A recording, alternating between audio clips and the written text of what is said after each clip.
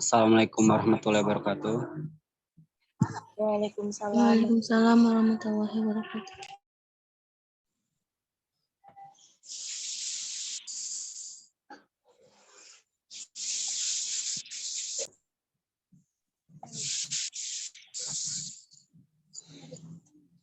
Alhamdulillahirrabbilalamin.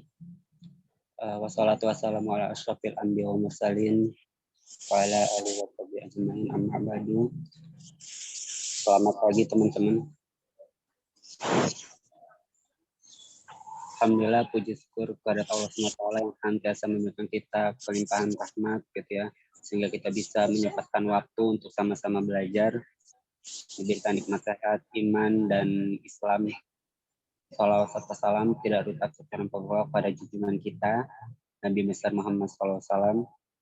Semoga turun pokok kepada keluarganya, sahabatnya, kita umatnya sampai akhir zaman. Amin amin ya rabbal alamin. Teman-teman, gimana nih kabarnya?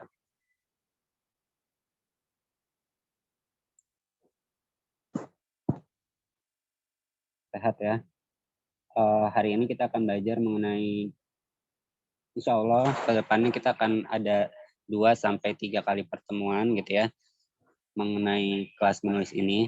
Dan setelah kelas selesai gitu ya, kita akan sama-sama menulis, mencoba, dan menerbitkan buku tentunya setiap bersama Qadimul Quran. Jadi teman-teman di sini jangan khawatir untuk waktunya tidak mempunyai karya setelah mengikuti kelas menulis ini. Untuk pertemuan pertama kita akan membahas tentang zero to writer. Jadi dari teman-teman 0 gitu ya sampai menjadi seorang penulis. Insya Allah, semoga Allah mudahkan. Nah teman-teman,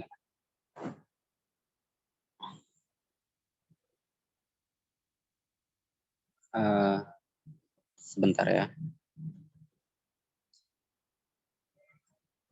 Sebelum mulai, alangkah baiknya Ana mau menampilkan sebuah video yang untuk mengingat kita semua bahwa penulis kita sebagai Islam itu wajib ataupun harus memiliki karya gitu ya. Dan teman-teman harus tahu kalau misalnya Islam itu hampir pernah ya 2/3 dunia itu diduduki oleh Islam.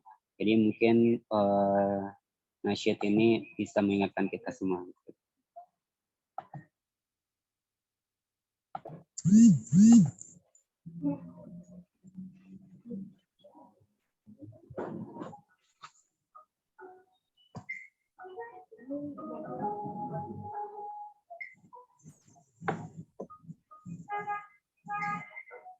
Adakah Allah tidak pernah berdaya? Adakah Allah tidak pernah berkuasa?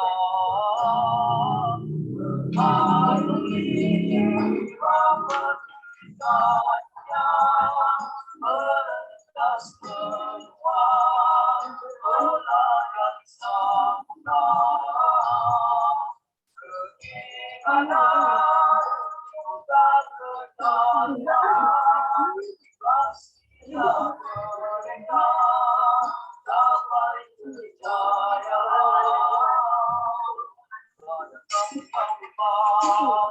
Tak pernah berdaya. Anak tak pernah berkuasa.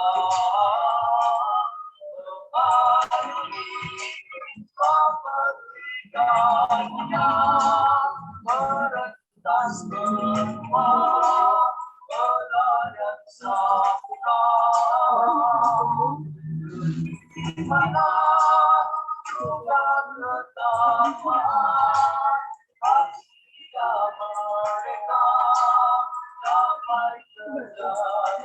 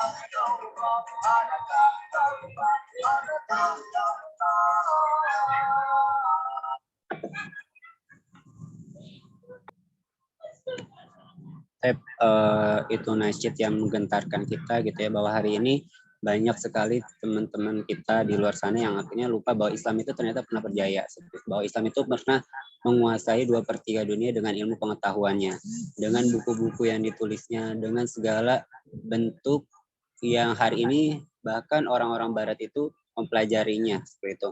Dan teman-teman harus tahu bagaimana muslim-muslim itu bisa berjaya ketika itu. Nah, dan siapa aja sih muslim atau ilmuwan yang berpengaruh di dunia gitu sampai hari ini yang akhirnya menemukan segala penemuannya hanya dengan catatan-catatan sejarah yang pernah mereka buat seperti itu. Nah, ini teman-teman, Ana mau merefresh kembali gitu ya, siapa saja yang menjadi sosok pioner dalam Islam gitu ya, yang hari ini Barat pun mengakui atas penemuan mereka seperti itu. Dan itu tertulis dalam buku-buku mereka juga.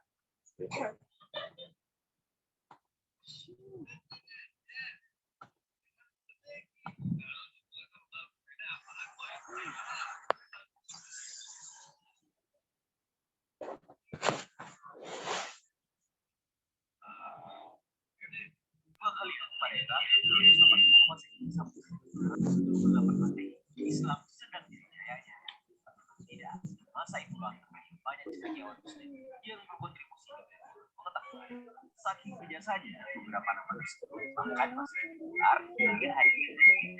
Ya, mereka menyebut cendekiawan muslim yang namanya masih populer. Melanjutkan diingatkan kembali subscribe dan Islam buatkan video kami.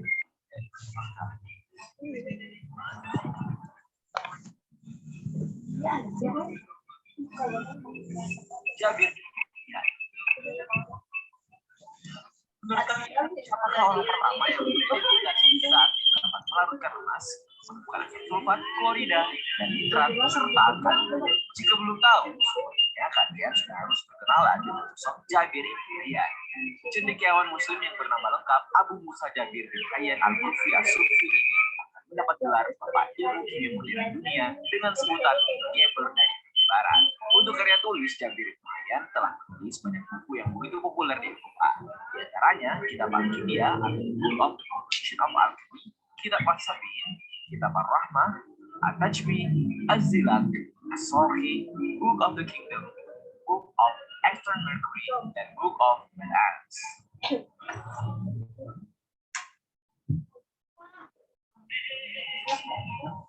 Al-Khawarizmi.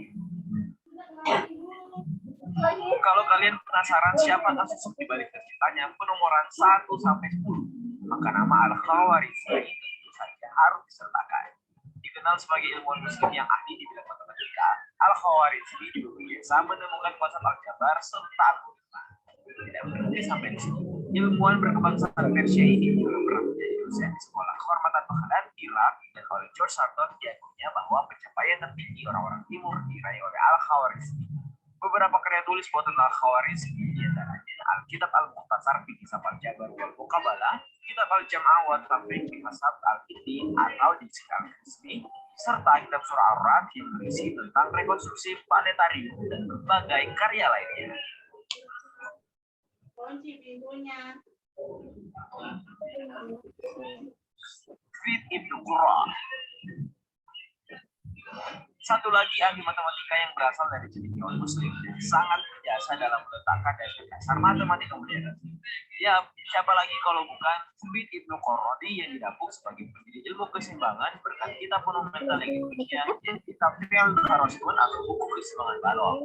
Nah, selain itu yang mesti kalian tahu adalah cendekiawan Muslim di zaman berkuasa dinasti Abbasid biasa dalam ilmuwan hitungan integral, geometri analitik, dan trigonometri lingkaran, serta konsep angka-angka real. Tidak hanya matematika, faktanya Ibnu Qurra pun diketahui mendalami astronomi juga filsafat, dan dari sanalah berbagai risalahnya pun lahir dan masih dipelajari hingga hari ini.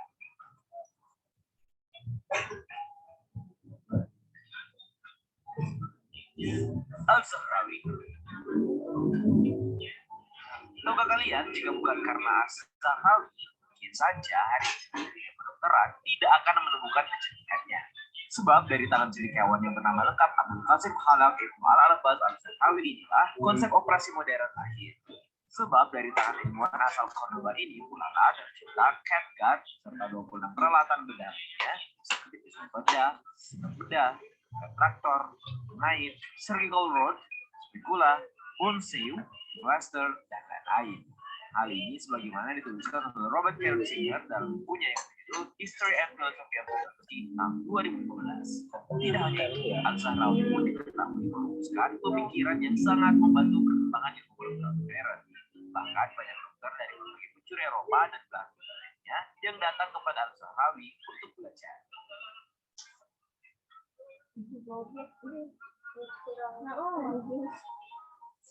Ibnu Khaitam. Nah, kalau cendekiawan Muslim yang satu ini sangat berjasa atas teori optik yang ditemukannya. Fakta menyebutkan bahwa ilmuwan Irak yang bernama Abu Ali Muhammad Ibnu Al-Khaitam ini merupakan orang pertama yang menemukan juga menulis data penting mengenai cahaya. Karena itu tidak salah jika selama lebih dari 500 tahun Al-Manadir masuk dalam sejarah ilmu optik. Bahkan sudah ada sekitar 200 meski hanya sebagai sisa di mana salah satu karya monumentalnya, Kitab Al-Manadir, pun tidak jelas keberadaannya. Dan jangan heran juga jika nama seperti Auger, Bacon, dan Kepler yang sekarang dikenal sebagai teleskop atau teleskop awalnya terinspirasi dari seorang Ibnu Khaitam.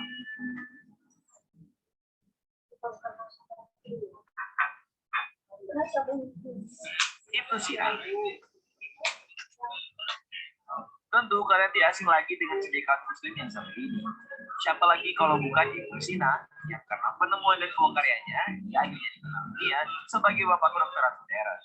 Kalian sudah tahu belum kalau pemilik nama asli Abu Ali Al-Husain bin Abdullah bin Sina ini punya monumental yang digunakan sebagai rujukan maestro kedokteran di Eropa hingga tahun 1600. Nah, inilah yang menjadi nama Al-Qanun atau Canon of Medicine yang mengkaji berbagai kaidah umum kedokteran, obat-obatan, dan penyakit. Juga bahwa IPO meminasikan pengetahuan pengobatan kita dengan metode kedokteran Islam. Oh iya, selain berjasa dalam dunia kedokteran, Indonesia juga dikenal sebagai buku bertema filsafat, musik, logika, fisika, politik, dan psikologi, serta sastra.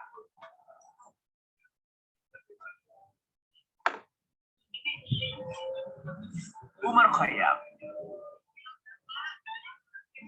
Nama Umar Khayyam sepertinya sudah sangat familiar, terlebih atas reputasinya sebagai matematikawan dan astronom dari periode Abad Pertengahan. Bahkan di sebagian besar lainnya juga mengenal sosoknya sebagai filsuf dan sastrawan ternama.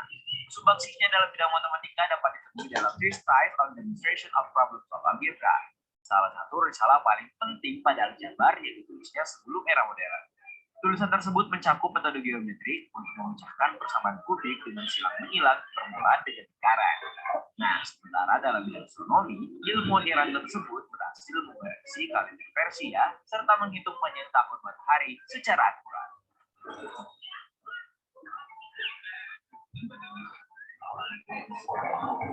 Ibnu al-Baitlaq. Sosok cendekiawan yang satu ini begitu berjasa dalam perjalanan penemuan dokter abad pertengahan secara sistematis. Selain dikenal sebagai ahli farmasi, dia juga dikenal sebagai ahli botani. Lalu penemuan apa yang dimaksud? Faktanya ilmuwan asal Malaga yang bernama lengkap Ahmad Abdallah Ibnu Ahmad Ibnu Al-Baitar Yaddin Al-Malakini berjasa atas kitab yang ditulisnya. Nah, di mana Al-Jami fil Adwiyah Al-Mufradah adalah kitab maksud. Ensiklopedia tumbuh yang ada dalam kitab ini mencakup 1.040 item. Terbanyak adalah tumbuhan obat dan sayur mayur termasuk 200 tumbuhan yang sebelumnya tidak diketahui jenisnya. Karena itu tidak mengherankan jika kitab ini menjadi rujukan para ahli tumbuhan dan obat-obatan hingga abad ke-16.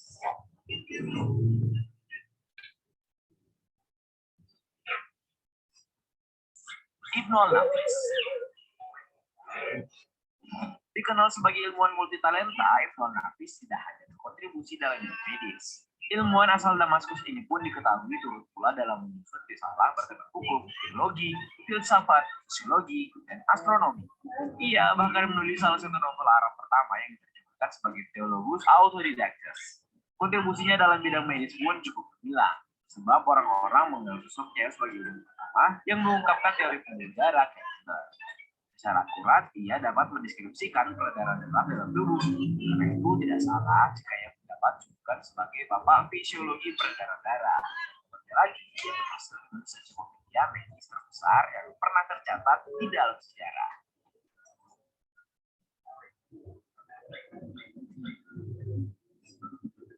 Ibnu Khaldun. Tahukah kalian, jauh sebelum Auguste Comte mempopulerkan istilah sosiologi di abad ke-19, cendekiawan muslim bernama Ibnu Khaldun sudah lebih dulu menggagasnya melalui kitab Muqaddimah. Muqaddimah sendiri merupakan jilid pertama dari sebuah kitab Al-Ibar yang keseluruhannya berjumlah 7 jilid. Mana dunia barat mengenalnya dengan nama Polina. Nah, sebagai tokoh penting di abad ke-14, pemilik nama lengkap Abdul Rahman bin Khaldun ini punya banyak gelar loh, diantaranya Bapak Sosiologi, peletak dasar filsafat sejarah, perintis ilmu ekonomi, hingga penggagas teori politik. Itulah tadi sederet cendekiawan muslim yang meski tinggal nama, namun karena penemuan-penemuannya, mereka dikenal hingga hari ini. Nah, kalau kalian paling familiar sama tokoh mana nih? Terima kasih sudah menonton. Jangan lupa like dan share. Nonton juga video-video edukatif lainnya yang sudah kami sajikan untuk kalian. Sekali lagi,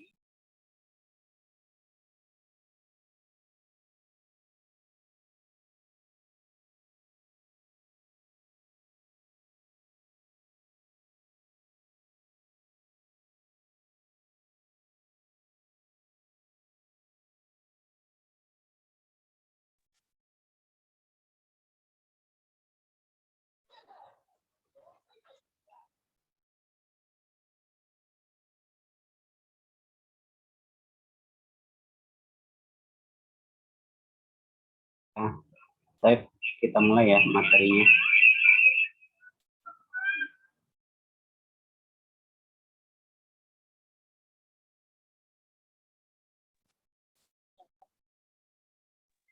Screen-nya masuk ya.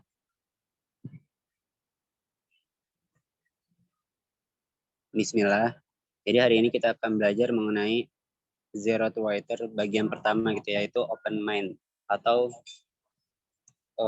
kita membuka pikiran kita bagi apa itu penulis, apa itu menulis, dan bagaimana atau mengapa kita harus menulis gitu.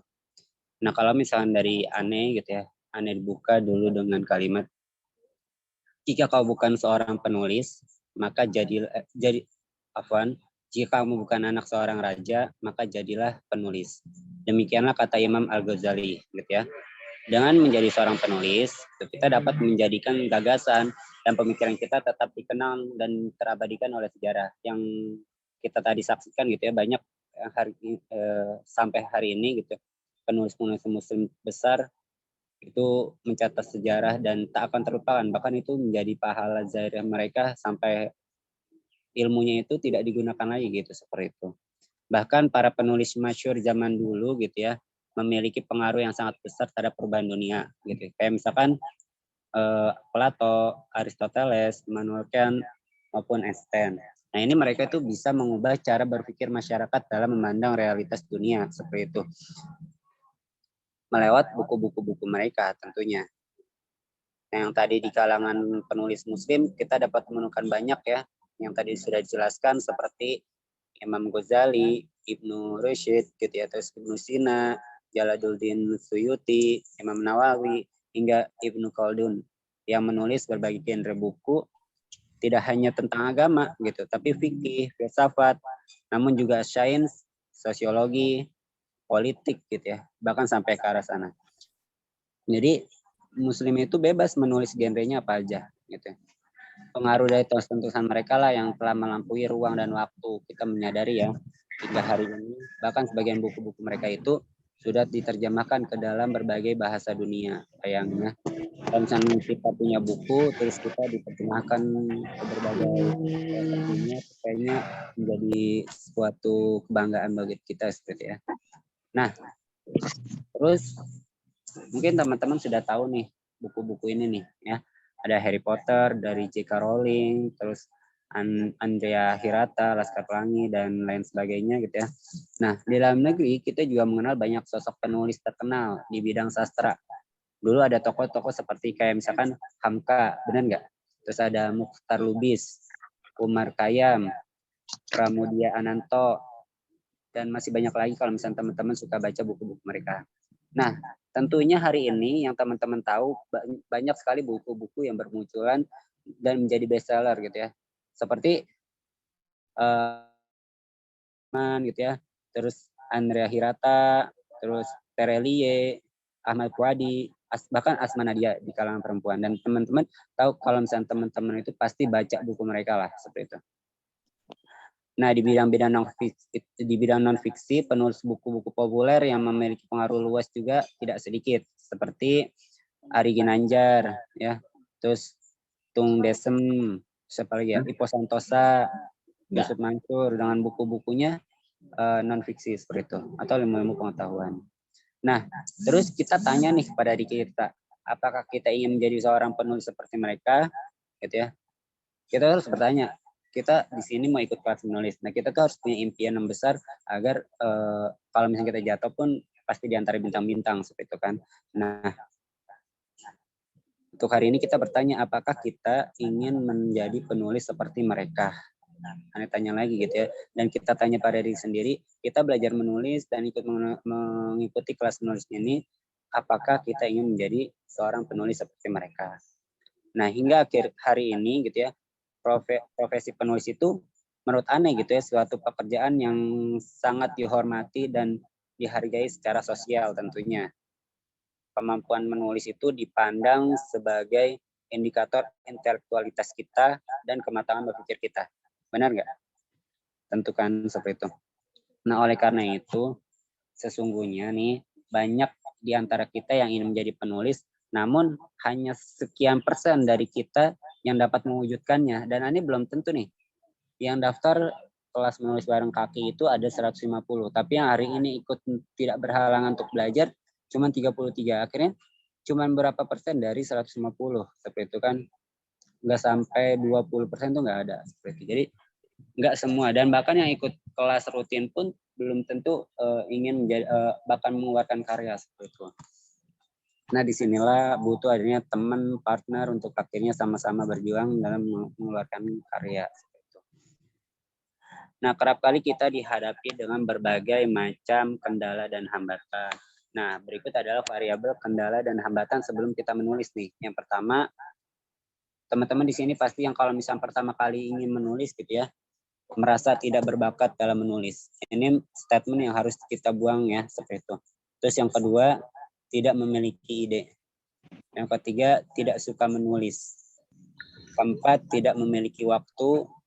Kelima, tidak berani menerima kritik, dan lain sebagainya. Gitu ya. Mari kita bahas satu-satu. Merasa tidak berbakat menulis. Kalau misalnya teman-teman tidak berbakat menulis, gitu ya, maka coba teman-teman latih. Karena apa ya? Bakat itu emang berasal dari diri sendiri yang sudah ada sejak lahir, tapi itu bisa dilatih, gitu teman-teman. Sama seperti cita-cita. Kalau misalnya cita-cita itu kan menjadi seorang dokter, nggak mungkin kan semua orang itu harus ataupun tiba-tiba menjadi dokter di hari tuanya, tidak. Tapi dia harus melewati tahapan-tahapan pendidikan yang harus dia lalui, bahkan mengeluarkan biaya, mengeluarkan keuangan, mengeluarkan waktu yang begitu padat, dan mengeluarkan pemikiran-pemikiran yang menurut kita itu bahkan kita nggak bisa sampai situ. Tapi teman-teman menulis itu semua orang bisa. Semua orang bisa menulis. Hari ini antum sekolah, antum bisa menulis. Hari ini antum bisa curhat, bisa ditulis seperti itu. Jadi semuanya bisa menulis. Ya. Yang kedua, tidak memiliki ide. Nah, ide ini yang harus kita latih juga. Ide itu muncul sejak kapan aja gitu, bebas ya waktunya. Dan ada aja ide yang muncul seperti itu. Misalkan cek udah panas belum tuh? Udah panas. Ketika kita searching di Google ataupun ketika kita IG, itu ada aja ide-ide yang akan bermunculan ketika kita mencari sebuah ide. Udah rame ini mah, ampun aneh. Seperti itu. Lalu yang ketiga, tidak suka menulis. Nah, ini yang harus teman-teman pasti harus suka ya. Lagi-lagi kita ini kelas menulis, maka teman-teman mau tidak mau harus suka menulis gitu ya. Paksakan. Tidak memiliki waktu ini bohong banget teman-teman. Teman-teman jangan sampai menyamakan antara gimana ya. Coba kita hitung waktu kita itu untuk ibadah, untuk sholat, untuk menyalurkan hobi itu harus kita ratakan lah seperti itu. Misalkan kita kalau misal merusak waktu dengan dunia itu prioritasnya berkata dengan jam gitu ya. Sekolah dengan 8 jam per hari, kerja dengan 8 jam per hari, terus tidur dengan 7 sampai 5 sampai 7 jam per hari gitu. Tapi kalau misalnya ibadah kita cuma 10 menit, 5 menit, hitungnya itu menit. Maka teman-teman harus dirubah nih kebiasaan-kebiasaan waktu kita. Bahkan kalau misalnya kita nggak punya waktu luang, antum hidup buat apa gitu. Tidak memenuhi karya, antum itu buat apa, seperti itu. Maka Anip mau mengubah pikiran teman-teman terkait tidak memiliki waktu ini harus teman-teman ubah seperti itu ya. Dan tadinya kehidupan dunia itu berkata tentang jam, jadi coba berkata tentang menit, maupun ketika jam dunia itu kita miliki, kita selingi waktu-waktu akhirat kita, seperti itu. Seperti misalnya waktu jam istirahat, kita pakai buat coba menulis 4 paragraf atau 5 paragraf, ataupun kalau misalnya teman-teman punya hafalannya itu murojaah 5 halaman atau setengah juz segala macamnya seperti itu. Ini nggak ada namanya orang tidak punya waktu. Bahkan mereka aja bisa, kenapa kita tidak gitu. Yang jelas manajemen waktu kita yang harus kita ubah. Terus tidak berani menerima kritik. Nah, ini teman-teman yang menjadi kendala para awal penulis gitu ya. Mereka menulis tapi tidak pede dan tidak mau menerima kritik. Misalkan dari EYD-nya ataupun dari susunan kalimatnya, kenapa nggak seperti ini, sampai tidak seperti ini, itu mereka nggak mau. Nah, ini yang menjadi seorang itu insecure dalam tulisan mereka sendiri. Seperti itu. Nah, berbagai kendala dan hambatan tersebut sebenarnya lebih banyak disebabkan faktor internal dari diri kita sendiri kan, yaitu tidak adanya motivasi dan etos yang kuat untuk menghasilkan sebuah karya tulis. Jadi kalau dalam bahasa Inggris kerennya itu motivation is reason to do, gitu ya. Motivasi adalah alasan untuk berbuat. Benar nggak teman-teman? Jadi teman-teman tuh harus punya motivasi terlebih dahulu, gitu ya. Kenapa kita mau menulis? Ya, biar apa? Biar kita tuh menghilangkan ini semua. Tulisan Ana yang pertama itu mengenai mensolehkan orang cerdas, mencerdaskan orang soleh. Nah itu motivasi Ana itu bagaimana adik-adik teman Ane gitu Dawa kampus itu bisa belajar dari pengalaman-pengalaman Ane dalam memimpin suatu organisasi seperti itu. Nah itu Ane tulis dan akhirnya gitu ya. Dan Ane niatkan untuk mereka belajar dan sampai hari ini pun mereka masih nanya-nanya ataupun sharing-sharing bagaimana sih kendalanya apa sih ini kenapa sih gitu dari buku-buku yang Ane baca dan minta penjelasan dari Ane. Nah, itu sebuah apa ya sebuah kalau misalnya itu sebuah kebanggaan tersendiri gitu ya, ataupun ternyata buku yang kita tulis tuh manfaat loh sampai sekarang. Nah itu salah satu motivasi kita.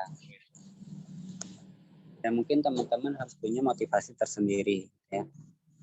Jika kita tidak memiliki alasan atau rasional, emosional, sosial, dan spiritual yang kuat untuk menulis, gitu ya, maka kendati kita memiliki bakat dan kemampuan yang cukup untuk menjadi seorang menulis. Jadi kalau misalnya teman-teman tidak punya motivasi, teman-teman harus punya bakat seperti itu.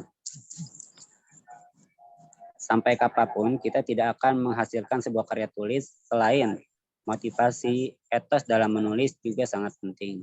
Karena ia berhubungan dengan kerja keras, disiplin, dan ketekunan. Menulis itu harus sabar dan telaten, teman-teman ya. Karena di tengah proses kreatif menulis, kita akan menghadapi berbagai jenis kendala, baik teknis maupun non-teknis. Tidak sedikit orang yang berhenti menulis buku di tengah jalan, padahal gagasannya sangat menarik dan marketable gitu. Jadi sebenarnya gagasannya menarik nih. Terus kalau kita diseriusin itu bisa menjadi peluang-peluang kita dalam berbisnis buku itu sendiri. Gitu. Tapi karena dia tidak disiplin ataupun kurang motivasi ataupun apapun gitu ya, ataupun nggak ada partner misalkan, itu akan jadi tulisan itu terpendam aja seperti itu. Nah maka teman-teman sebelum kita bicara how gitu atau bagaimana cara menulis, maka kita harus memulai dengan why gitu ya. Start from why. Mengapa kita menulis?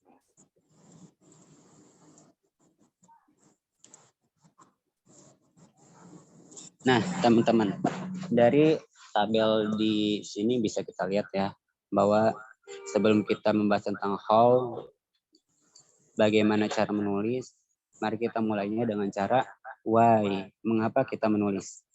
Pertanyaan how itu lebih bersifat teknis dan jawabannya cenderung mudah dipelajari melalui proses latihan. Sedangkan pertanyaan why ini gitu ya teman-teman, itu lebih filosofis dan berhubungan dengan nilai, visi dan misi kita dan ya apa tujuan kita menulis itu sendiri. Nah, pertanyaannya mengapa kita menulis sangat penting dan mendasar karena merupakan fondasi dari pilihan aktivitas yang akan kita lakukan nih. Kita kan mau menulis buku. Nah, kita harus mempunyai tujuan, apa tujuan kita seperti itu. Tidak jauh berbeda dengan pertanyaan mengapa saya beragama atau mengapa saya menjadi seorang guru atau mengapa saya menikah dengan dia gitu ya. Jawabannya atas pertanyaan tersebut memiliki fungsi sebagai internal driving power ataupun kekuatan yang menggerakkan diri sendiri seperti itu. Sehingga kita menghadapi berbagai kendala dan hambatan yang bersifat eksternal, baik teknis maupun non-teknis, kita akan selalu terdorong untuk menemukan solusinya. Jadi kalau misalnya nggak ada motivasi, ada kendala di tengah jalan, ya udah paling putus aja seperti itu. Nah, alasan mengapa kita menulis yang pertama adalah contohnya ya, ini Ani kasih contoh yaitu berawal dari orientasi material. Nih, apa sih orientasi material gitu ya? Nah, orientasi material itu tujuannya untuk mengejar uang. Nah, bisa jadi dari royalti atau teman-teman menjadi fee pembicara atau semacamnya. Apalagi jika berhasil menulis novel yang sampai diangkat ke layar lebar. Itu contoh dari tujuan why orientasi material, mendapatkan uang seperti itu ya. Jadi alasan dia mau membuat buku itu pengen dapat fee, terus ada uangnya dapat dari keuntungan penjualan ataupun ketika sharing-sharing tentang buku itu dia dibayar, ataupun ketika dia diangkat jadi layar novelnya diangkat jadi layar lebar itu mendapat keuntungan juga. Nah, itu orientasi material. Terus yang kedua, contoh dari why kenapa kita menulis adalah orientasi eksistensial. Apa sih? Tujuannya itu untuk mengejar popularitas dan pengakuan dari masyarakat, gitu ya. Jadi teman-teman punya nulis buku nih, tentu pasti diakuin kan. Gitu. Misalkan teman-teman berada di kampus, gitu ya. Terus teman-teman menulis buku. Nah, teman-teman pasti dilihat, oh ternyata dia pernah nulis buku tentang ini, gitu. Ataupun bahkan yang viral itu sekarang anak-anak SMA yang akhirnya menulis buku dan mencetak buku. Itu menjadi apa ya, cerita-cerita para guru lah seperti itu. Itu namanya eksistensial. Jadi orang tersebut tuh pengen terkenal dengan cara menulis bukunya. Yang ketiga yaitu orientasi personal. Ini apa sih orientasi personal gitu ya? Why-nya ketika bersifat lebih pribadi dengan tujuan untuk mencurahkan atau mengekspresikan perasaan. Artinya apa? Pengalaman atau kisah pribadi agar dapat dibaca oleh orang lain. Bagi sebagian orang, kegiatan menulis bertujuan untuk mencapai self-awareness dan self-development. Artinya apa? Dia tuh menulis kisahnya dia, ataupun dia menulis tentang pribadinya dia untuk diceritakan ke orang lain. Nah, makanya nih, teman-teman, biar seorang yang pembaca itu bisa mengambil pelajaran dari apa yang dia rasakan, seperti itu. Nah, ini juga sebagai pembangunan diri seorang gitu ya, bahwa dengan menulis cerita diri sendiri itu bisa mengembangkan diri sendiri, self development. Terus ada juga orientasi sosial. Tujuannya untuk apa kita menulis gitu ya, ataupun mengapa kita menulis dari segi orientasi sosial. Tujuannya adalah untuk mempengaruhi atau mengubah cara berpikir masyarakat serta membangun peradaban. Nah, ini yang dilakukan sama kayak misalnya Aristoteles, Plato, Ibnu Sina, ataupun segala macamnya gitu ya.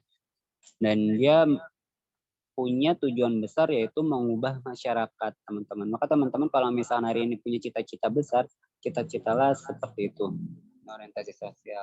Jadi dengan pemikiran-pemikiran kita, masyarakat itu bisa membacanya dan akhirnya mengubah diri mereka seperti itu.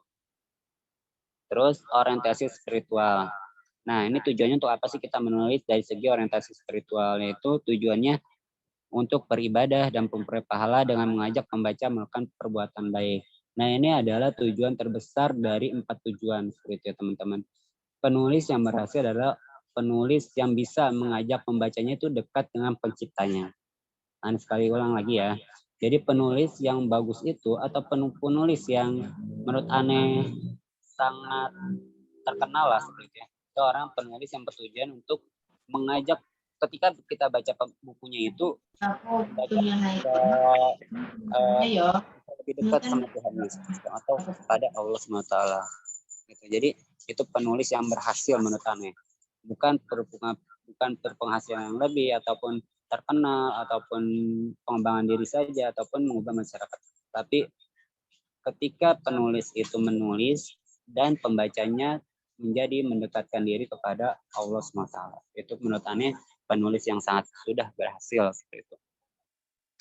Nah, dalam dunia menulis gitu ya, tujuan pragmatis seperti yang mendapatkan materi, memburu popularitas merupakan motivasi yang sah-sah aja gitu ya.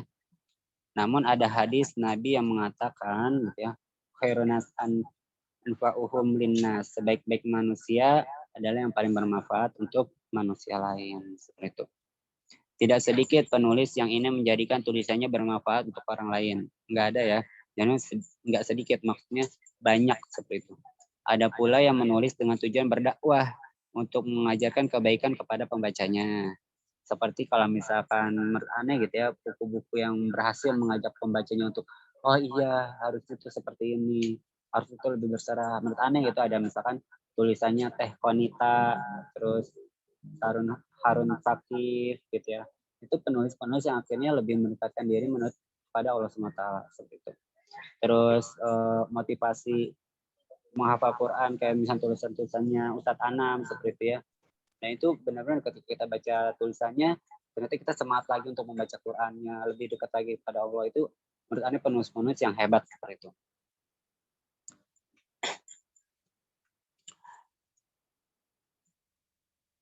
Di samping itu pada level yang lebih jauh tinggi ada penulis juga yang bertujuan untuk kepentingan politik. Ya, teman-teman tadi Anda bilang bahwa ada juga penulisan yang berkepentingan untuk politik gitu ya, ataupun ideologi tertentu. Misalnya dalam bentuk seorang pemikiran, perang wacana, counter isu, framing kelompok, dan rekayasa sosial. Ini yang menurut Anda paling berbahaya maksudnya. Apalagi hari ini perang pikiran itu udah banyak seperti itu ya. Intinya apapun alasan dan tujuan kita menulis, sebaiknya kita tentukan terlebih dahulu apa nih alasan yang paling sesuai dengan nilai, passion, latar belakang, dan pandangan hidup kita. So, decide your own why. Jadi coba buat why diri kamu sendiri seperti itu. Kenapa kamu ingin mulai menulis? Nah, untuk seorang pemula seperti kita gitu, berapa lama waktu yang dibutuhkan oleh seseorang untuk menjadi penulis dari nol kira-kira gitu ya. Pertanyaan tersebut tidak bisa dijawab dengan perhitungan matematis, teman-teman, gitu ya. Karena setiap orang memiliki karakter dan potensi unik yang beragam. Benar nggak? Ada yang menulis itu sebulan sudah selesai, ataupun 2 bulan, 3 bulan baru 1 buku. Beda misalkan Terelie gitu ya. Setahun itu bisa 2, 3, 4 buku yang dia bisa tulis seperti itu. Nah, itu tergantung dari kemampuan ataupun karakter potensi yang ada dalam diri mereka sendiri gitu ya. Yang pasti gitu ya, menurut Anda teman-teman, kekuatan tekad gitu ya, terus optimalisasi ikhtiar, konsistensi proses, dan keterbukaan pikiran untuk belajar sangat menentukan cepat tidaknya seorang menjadi penulis. Aneh ulang sekali lagi gitu ya. Kekuatan tekad, optimalisasi ikhtiar, konsistensi proses, dan keterbukaan pikiran untuk belajar itu wajib dilakukan bagi para pemula seperti itu agar berkarya. Makanya Anda bilang di grup, antum kalau misalnya nggak mau serius ataupun nggak mau bimbingan aneh, left dari grup seperti itu. Itu ada tindakan awal untuk teman-teman seberapa besar kemauan dan ikhtiarnya gitu seperti itu. Nah, penulis pemula harus menyadari nih bahwa kemampuan menulis itu tidak bersifat given atau pemberian dari Tuhan begitu aja gitu ya. Enggak gitu ya. Ada beberapa kegiatan yang perlu dilakukan teman-teman untuk menjadi penulis yang baik. Antara lain ada 5 ini teman-teman. Ada read, discuss, look and feel, socialist, and note gitu ya. Jadi teman-teman harus lakukan kegiatan ini sekaligus ataupun tidak sekaligus aja teman-teman, tapi coba sering dilakukan. Anda mau bertanya gitu ya, mengenai tentang read, atau yang pertama adalah membaca. Berapa banyak buku gitu ya, bahan-bahan bacaan lainnya yang sudah kita baca hari ini gitu ya. Apakah sebulan kita itu bisa menghabiskan 1 buku, 2 buku, atau bahkan nggak pernah. Bahkan baca artikel aja tidak pernah seperti itu teman-teman. Nah, sebagai informasi gitu ya, menurut Google, jumlah total buku yang terbit ISBN gitu ya teman-teman hari ini, ISBN itu sebanyak 129 juta judul yang terbit ISBN hingga hari ini gitu ya. Jumlah tersebut belum termasuk buku-buku yang tanpa ISBN seperti e-book, jurnal, majalah, dan berbagai artikel yang tersebar di internet. Untuk menjadi seorang penulis yang baik, kita perlu membaca banyak buku, baik yang bersifat general umum maupun spesifik, misalnya sesuai dengan background akademik ataupun interest pribadi kita. Sebagai contoh, Ane bisa menghabiskan waktu selain rojaah, menghafal Quran gitu ya. Ane luangin waktu khusus untuk membaca buku. Sebulan bisa 2 sampai 3 buku. Maka teman-teman coba meluangkan waktu seperti itu. Gitu ya. Karena seorang penulis dari gaya bahasa, dari banyak kosakata, dari banyak kalimat-kalimat yang bagus gitu ya, itu dilihat dari banyaknya dia membaca buku. Kalau hari ini teman-teman jarang baca buku gitu, maka dirubah buat belajar bagaimana menyusun kalimat, bagaimana menyusun cerita ke satu cerita, ataupun bagaimana mengkondisikan suatu tempat dalam satu kalimat.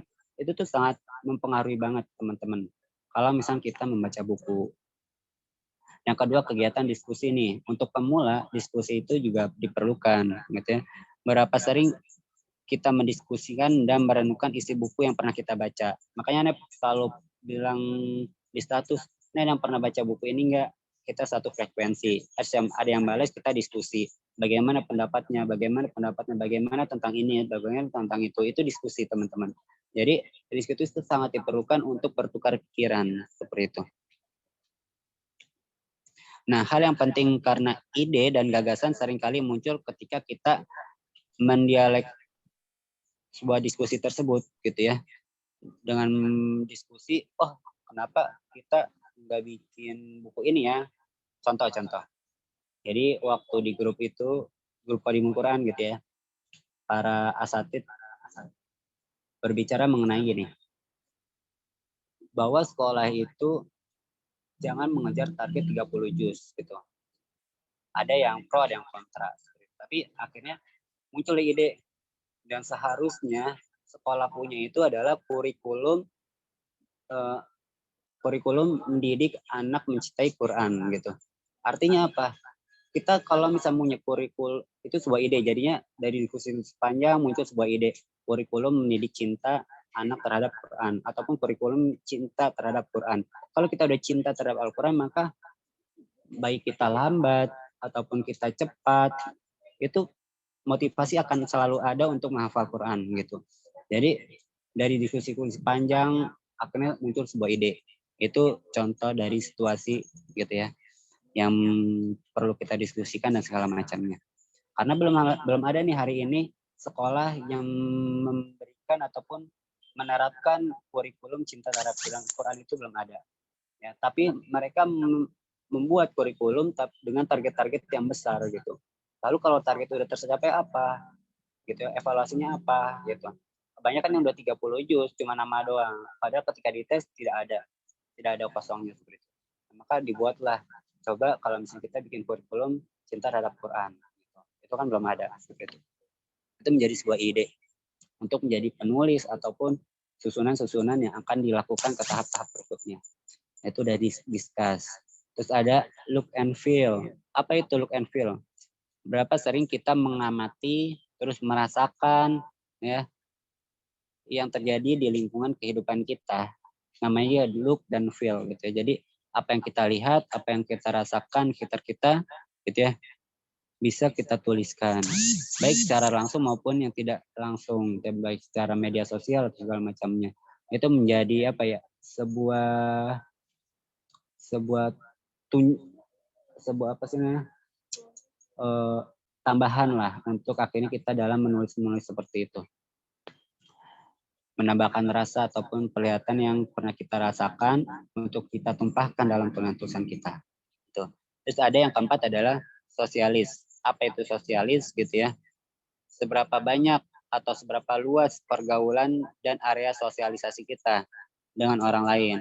Berapa banyak pengetahuan, pengalaman dan kita orang lain yang dapat kita serap gitu. Jadi teman-teman jangan menutup diri.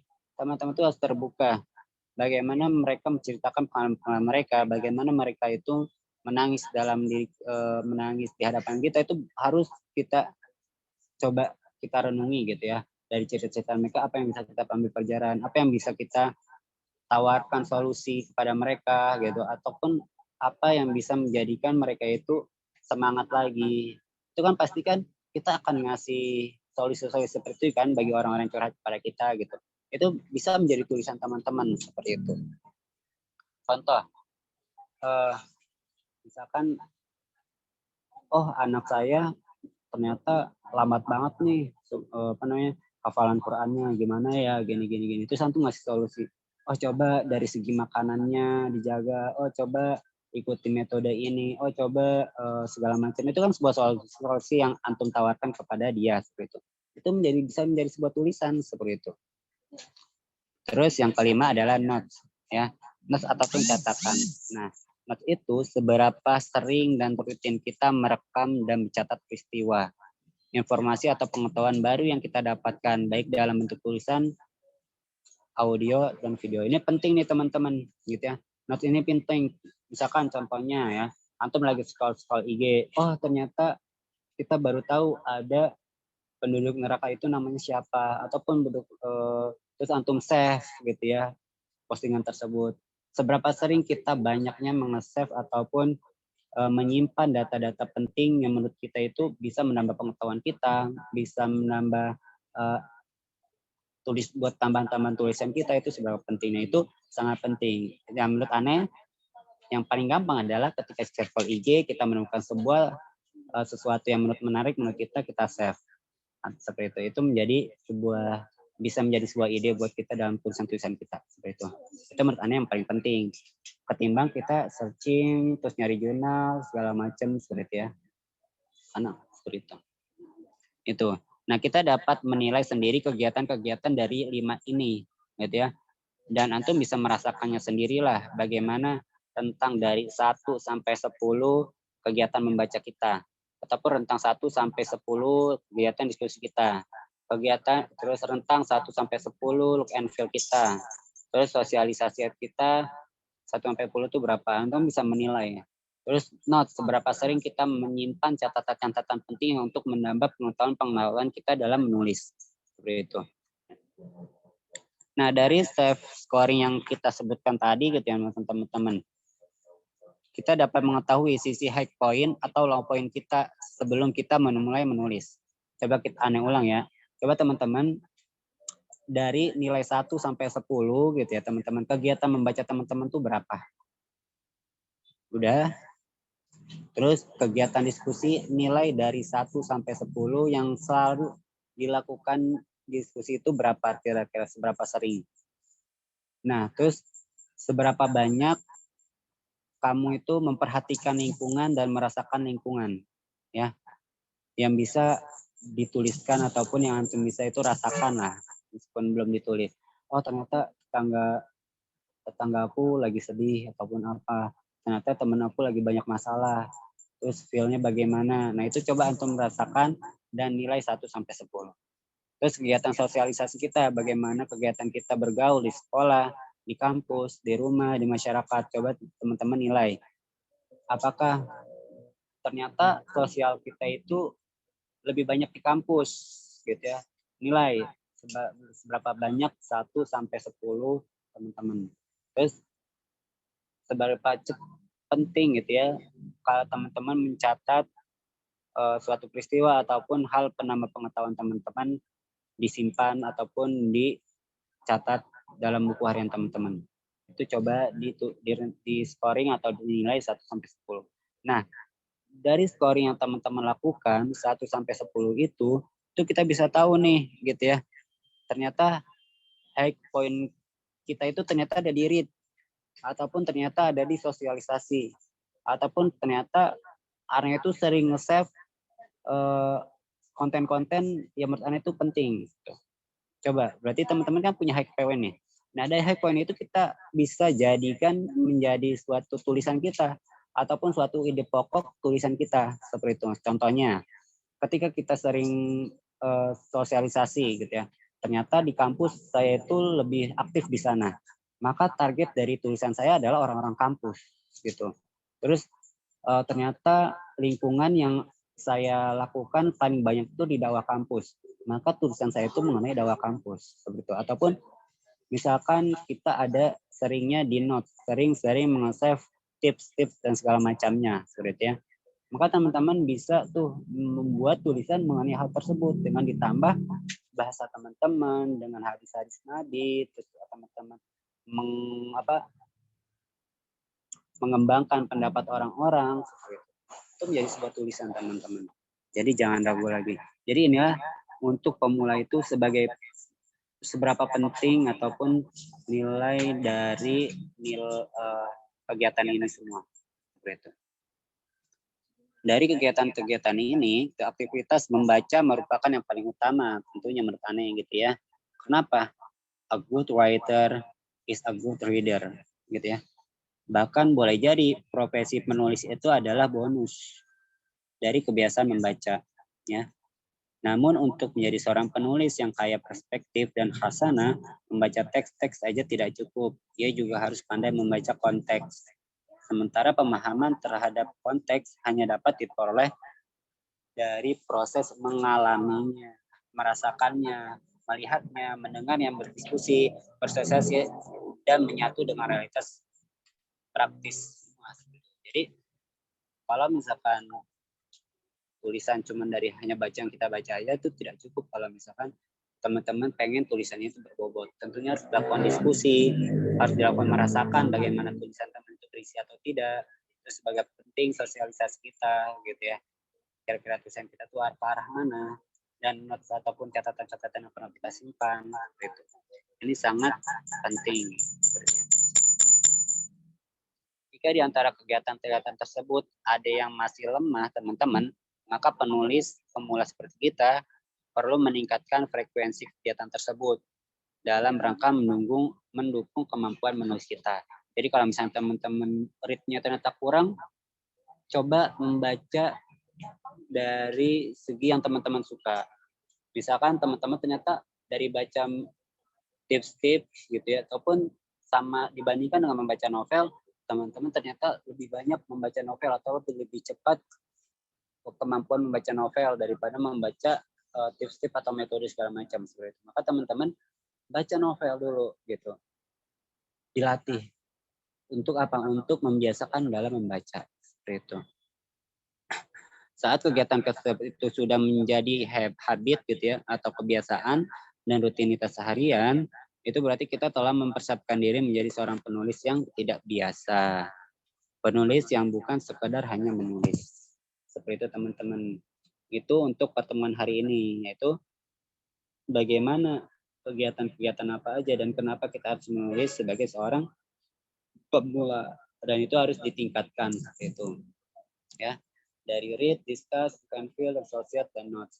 Coba teman-teman tuliskan tujuan dan kira-kira nilainya apa yang kurang seperti itu ya. Nanti insya Allah pertemuan berikutnya kita akan membahas tentang writing preparation ataupun persiapan dalam menulis seperti itu ya. Dan bagaimana tentang menulis, how to write gitu ya. Jadi teman-teman insya Allah pekan depan kita akan membahas tentang persiapan menulis dan bagaimana cara menulis gitu ya. Tapi sebelum itu teman-teman kalau misalnya tanyakan silahkan tanyakan. Tafadhol, Anda terbuka untuk umum. Assalamualaikum warahmatullahi wabarakatuh. Waalaikumsalam warahmatullahi wabarakatuh. Silakan kalau misalnya ada yang mau bertanya.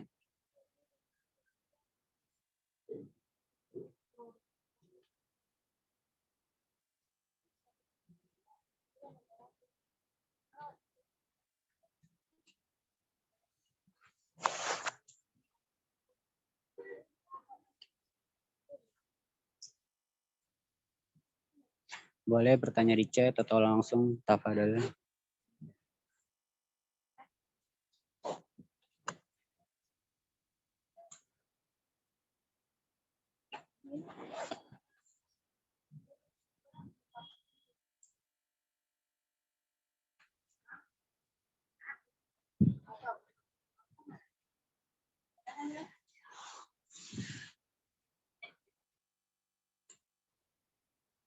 Iya silakan.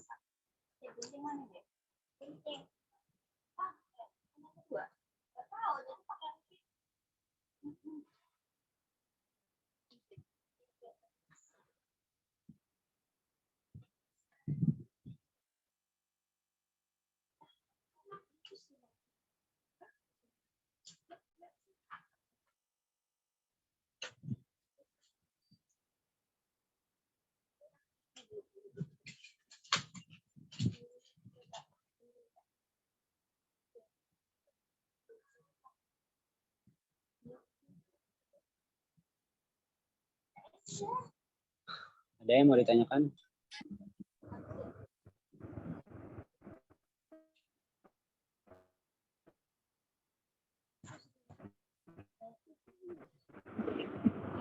Bagaimana langkah-langkah menentukan judul atau tema?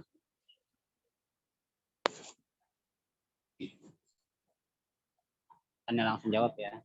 Jadi tema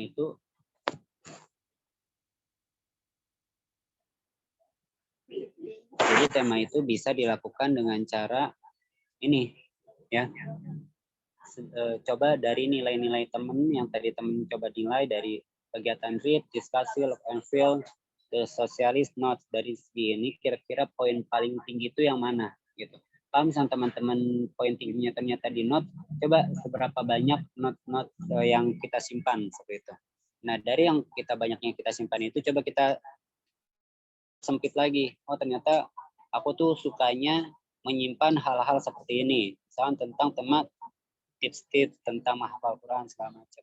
Teman-teman itu bisa menjadi suatu tema besar gitu. Oh, ternyata saya lebih suka menulis ataupun menambah pengetahuan tentang menulis Quran, tentang menghafal Quran gitu.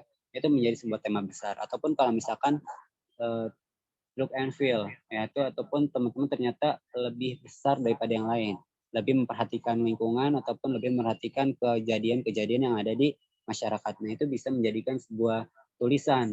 Contohnya nih teman-teman, look and feel itu dilakukan sama seorang orang peneliti. Aneh background yang di kampus itu sebagai dulu ikut organisasi penelitian, ini selalu dilakukan look and feel. Itu sebagaimana seberapa peka kita terhadap lingkungan, sebagaimana seberapa besar kita gitu ya mengetahui masalah-masalah lingkungan. Nah, itu lebih bisa dilakukan sama orang-orang peneliti nih, look and feel. Oh, ternyata di daerah ini memiliki masalah ini, seperti itu, memiliki masalah tentang sampah. Maka itu menjadi tema besar untuk menjadi sebuah tulisan. Oh, ternyata sampah gitu. Terus mendaur ulangnya bagaimana, atau solusinya apa yang bisa kita tawarkan. Itu menjadi sebuah penelitian kan. Nah, itu menjadi sebuah tulisan buat teman-teman gitu. Itu biasa dilakukan sama yang memiliki nilai look and feel yang besar. Atau bisa juga dari segi read gitu ya. Kalau misalnya teman-teman dari segi membacanya itu nilainya besar gitu teman-teman, maka coba teman-teman kira-kira dari read apa nih yang sering teman-teman baca gitu ya. Oh, ternyata teman-teman suka membaca buku bahasa Arab. Nah, teman-teman dengan berbahasa Arab itu ternyata teman-teman bisa dengan mudah memahami gitu ya. Itu gampang menurut teman-teman. Tapi di luar sana kan sangat banyak butuh bagaimana tips cara membaca Arab gundul atau apa seperti itu. Itu kan menjadi buat sebuah tulisan buat teman-teman tema besar juga seperti itu. Jadi bisa kita nilai dari seberapa besar dari semua ini gitu ya. Yang paling besar coba teman-teman ambil, terus teman-teman rasakan kira-kira aku tuh sering baca apa, aku tuh sering diskusi apa, aku tuh sering memperhatikan apa, dan di mana sih lingkungan aku berada gitu ya. Dan apa sih catatan-catatan yang sering aku lakukan seperti itu. Itu bisa menjadi sebuah tema besar teman-teman kalau misalnya kalaupun teman-teman belum punya tema. Itu yang dari aneh. Silakan mungkin ada lagi.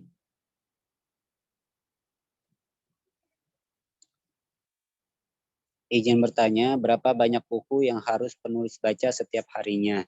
Dan apakah penulis itu punya jam khusus setiap harinya untuk menulis dan saat ide ada aja seperti ya. Jadi kalau misalnya kita mau menulis itu satu komitmen dulu ya kan seperti itu, dan apa tujuan besar kita gitu ya. Kalau misalnya teman-teman tahu tujuan besar kita, pasti teman-teman akan meluangkan waktu dimanapun dan kapanpun gitu. Sekarang kan udah zamannya modern lah gitu ya. Teman-teman nulis di WA aja itu yang aneh pengalaman gitu ya. Nulis di WA terus pengalaman di WA, ternyata kalau kita convert ke pindahkan kemana namanya kertas HVS gitu ya, itu akan penuh seperti itu teman-teman. Jadi tulislah apa yang kamu rasakan saat itu juga gitu ya. Untuk waktu khususnya tentu ada teman-teman gitu ya. Sama terkait dengan sholat ataupun segala macamnya gitu ya. Menulis juga butuh waktu khusus seperti itu. Pasti teman-teman punya kegiatan-kegiatan yang bermacam kan. Nah, kalau aneh sendiri itu menulis itu biasanya ketika malam hari gitu ya. Itu ketika jam 9 sampai jam 10. Itu kan kegiatan itu sudah nggak ada gitu ya. Kegiatan yang buat kita berinteraksi dengan orang-orang itu aneh tulis. Ataupun ketika aneh menjelang tidur, apa yang aneh rasakan hari ini. Terus ternyata apa pengetahuan yang aneh rasakan hari ini gitu. Makanya teman-teman kalau misalnya save nomor aneh itu sering mengutarakan perasaan-perasaan aneh dan apa yang aneh pernah dapetin itu di status-status aneh. Seperti itu. Itu bisa menjadi sebuah tulisan teman-teman. Gitu ya. Jadi jam khusus coba diadakan ada gitu ya. Karena kalau misalnya kita punya tujuan, punya motivasi besar, maka kita perlu namanya meluangkan waktu lebih banyak. Agar apa? Agar tujuan kita itu tercapai. Seperti itu. Kalau aneh juga gitu, aneh pernah menulis buku nih tentang yang mensolehkan orang cerdas, mencerdaskan orang ngantuk, itu pure dari aneh. Bukan antologi ya. Seperti itu. Dari itu karena aneh seneng gitu ya, karena aneh pengen tujuan aneh itu adik-adik aneh itu punya tidak terjerumus seperti apa yang pernah aneh rasakan ataupun kegagalan apa aja yang pernah aneh rasakan gitu ya, aneh tuliskan itu dengan semangat dan itu sebulan itu jadi seperti itu ya teman-teman. Jadi karena kita punya semangat, punya tujuan, terus punya nggak boleh ada lagi nih yang harus dilakukan kecuali diri aneh yang merasakannya aja, dan adik-adik aneh itu nggak boleh gitu ya, nggak boleh ada terulang lagi. Nah itu bisa menjadi pemacu besar buat teman-teman menulis seperti itu. Jadi tapi kalau misalnya teman-teman tujuannya aja nggak ada, terus temanya aja belum dapat gitu ya, apa yang mau ditulis ya, menyempatkan waktu untuk menulis aja kayaknya bakal berat banget kalau misalkan nggak ada tujuan besarnya seperti itu. Makanya lagi penting menurut aneh gitu, yaitu tujuannya dulu antum dapetin, terus seberapa besar interaksi dari 5 kegiatan pemula ini sudah dapetin, baru antum mulai tulis gitu. Apa yang antum tulis itu antum udah dapetin. Dan ketika sudah dapat tujuannya, sudah dapat tema besarnya, baru antum luangkan waktunya. Gitu. Saya mau tanya selanjutnya ya. Saya mau tanya, sebenarnya suka nulis quotes-quotes di IG. Saya sebenarnya suka nulis quotes-quotes di IG, quotes-quotes tentang Al-Quran, hanya singkat-singkat saja. Kira-kira apa yang harus lakukan ke depannya biar potensi terus ada gitu ya. Karena kadang kalau saya nggak ada ide dan jadi stuck dalam menulis, terus juga ketika membaca buku, kadang ada bertahan lama, sudah mengantuk, gimana sih? Justru teman-teman sekarang tuh banyak sekali buku-buku yang hanya quotes-quotes doang. Kalau misalnya teman-teman tahu gitu ya, buku tentang Anies Baswedan yang pernah Anies share di IG, itu isinya cuman quotes-quotes dia doang gitu. Dan itu bisa jadi buku gitu. Nah, teman-teman kalau misalnya suka jadi quotes, nulis quotes ataupun segala macam, itu bisa dijadikan buku teman-teman. Satu halaman satu quotes. Maka kalau misalnya teman-teman di IG senang menulis quotes tentang Quran atau tentang hadis dari teman-teman itu bisa dibukukan gitu. Bisa menjadi 200 halaman, itu bisa menjadi satu buku teman-teman gitu ya. Tapi biasanya yang aneh sering lihat kayak misalkan yang sering bukunya quotes-quotes itu kayak Teriel itu ada tuh ya, tentang quotes-quotes cinta segala macam, itu diiringi dengan desain-desain lucu biasanya seperti itu. Jadi ada quotes, ada gambar yang mengilustrasikan satu halaman itu gitu. Ataupun ada buku yang aneh punya tentang cerita hari ini. Itu isinya apa? Satu halaman itu cuman quote sepanjang 2 baris. Bayangin. Itu bisa dijadikan buku tapi bestseller gitu. Dan teman-teman bisa menjadikan itu suatu buku. Makanya teman-teman, apa yang antum suka, apa yang antum lakukan, itu bisa menjadi sebuah tulisan atau buku. Itu teman-teman. Gitu. Jadi teman-teman, jadikanlah suatu peluang seperti itu. Contoh lagi nih, yang pernah aneh pelajarin dari Sandiaga Uno. Jadi Sandiaga Uno itu bercerita bahwa ada yang menghadap dia. Dia bilang gini orangnya, Pak Menteri, saya senangnya tidur. Sehari itu bisa 12 jam sehari. Padahal saya nggak sakit, saya senang aja gitu.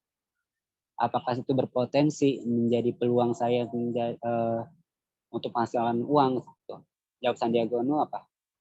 Justru itu adalah menjadi peluang kamu mendapatkan uang. Bayangin, 80% dunia manusia gitu ya, itu kesulitan untuk tidur. Nah, coba bayangin dengan cara dia sharing bagaimana cara dia tidur, bagaimana cara nyaman tidur gitu, terus bagaimana pemikiran pikiran tidak terbangun ketika tidur, itu menjadi peluang-peluang bisnisnya dia. Nah, ada dengan cara sukanya itu tidur 12 jam, tapi dengan sering-sering itu bisa menghasilkan puluhan juta, dan itu sudah dilakukan gitu, bayangin. Dia menerima saran dari Sandiaga Uno, ternyata potensi-potensi itu bisa menghasilkan uang. Bayangin seperti itu ya. Itu. Jadi apa yang kita suka itu yang kita lakukan. Itu yang kita tulis. Ada lagi?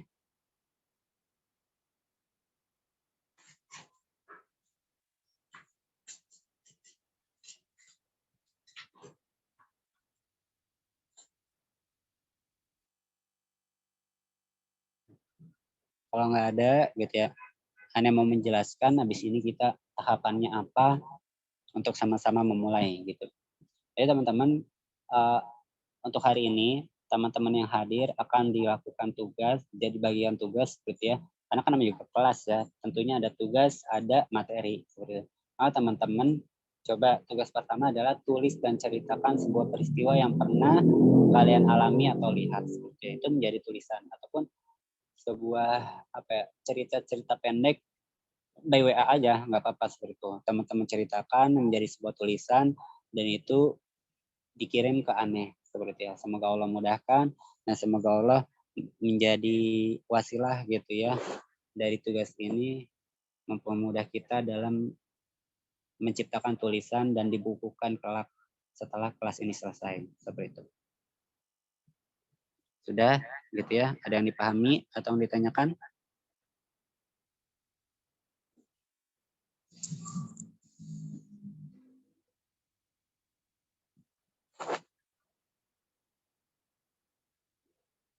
Ceritanya bebas tentang apa aja ya. Pokoknya ini sebenarnya bukan tidak membebani antum untuk tulisan apa aja, tidak gitu. Jadi teman-teman apa aja yang teman-teman pure itu adalah tulisan teman-teman yang teman-teman buat seperti itu, entah cerita ente, entah curhatan teman, terus dikasih solusi, itu nggak apa-apa, apa aja yang teman-teman bisa tulis gitu ya, dan itu dikirim ke Aneh. Harus pakai judul? Tidak ya.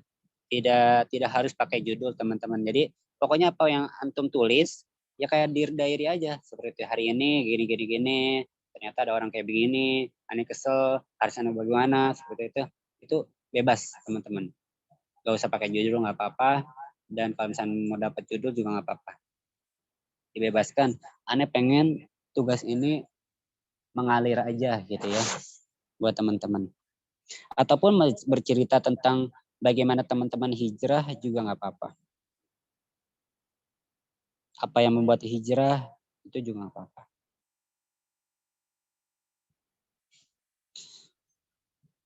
Iya, kelas insya Allah dilakukan hari yang sama, di jam yang sama. Kalau kata motivasi bisa nggak Kak? Bisa banget, nggak apa-apa. Pokoknya Anda pengen satu paragraf ataupun 2 paragraf itu terserah teman-teman. Anda pengen teman-teman tuh mencoba menulis dari by WA dulu seperti itu.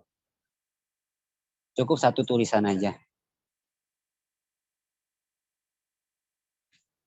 Jadi seperti itu ya. Jadi teman-teman agendakan. Insya Allah pertemuan kedua membahas tentang persiapan menulis dan bagaimana menulis itu sendiri. Seperti itu. Karena kan kita akan memulai ya seperti itu.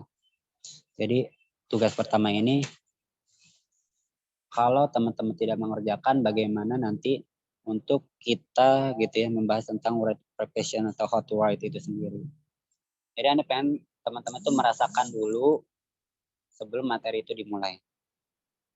Seperti. Tugasnya paling lambat kapan Kak gitu ya? Tugasnya paling lambat hari Minggu depan sebelum materi. Jadi dikasih waktu seminggu teman-teman ya, dengan mengirimkan satu paragraf atau kalimat-kalimat motivasi ataupun segala macamnya yang teman-teman bisa tulis itu dikirim ke Aneh ataupun dikirim ke grup juga nggak apa-apa. Barangkali cerita-cerita teman itu bisa menjadi wasilah nasihat-nasihat mereka. Semoga tidak memberatkan ya. Berarti kita hanya tinggal pertemuan lagi ya Ustadz. Iya betul, 3 pertemuan lagi. Habis itu kita sama-sama membuat satu buku gitu ya. Insya Allah akan berkarya lah setelah kelas ini.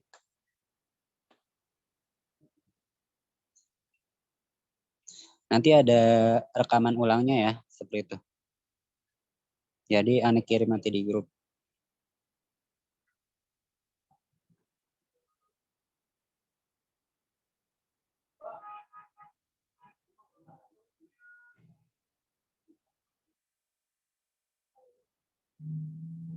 Ada lagi?